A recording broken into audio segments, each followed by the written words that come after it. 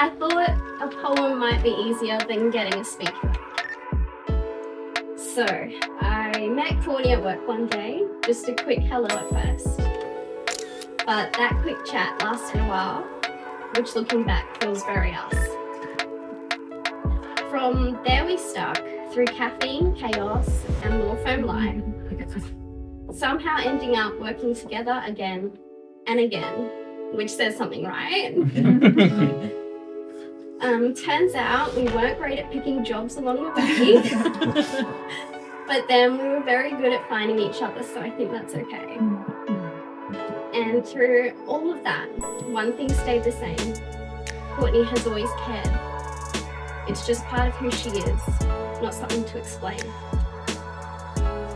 She became a lawyer to help people find their voice and be heard. But if you really knew her, there was always something more beneath the surface of that word. Because long before today, before everything fell into place, there was one thing she spoke about.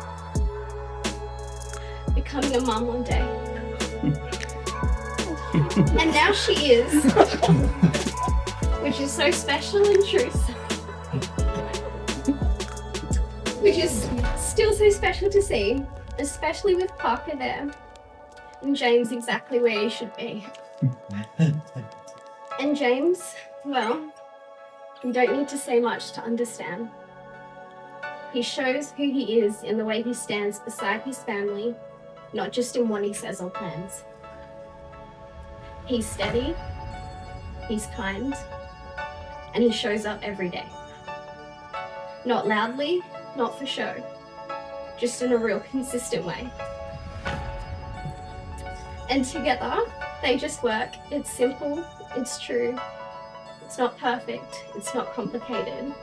It's just something you know when you do. And together,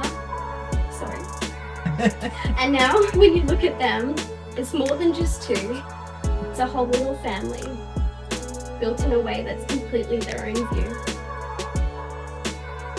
So today isn't just a beginning, it's a moment to pause, to see everything they've built without needing a reason or pause. Sorry, I've lost myself. And I know I'm not the only one standing here who can see the way they bring people together just by being who they are naturally.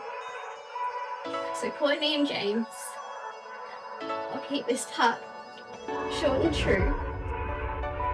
I'm really, really happy for this.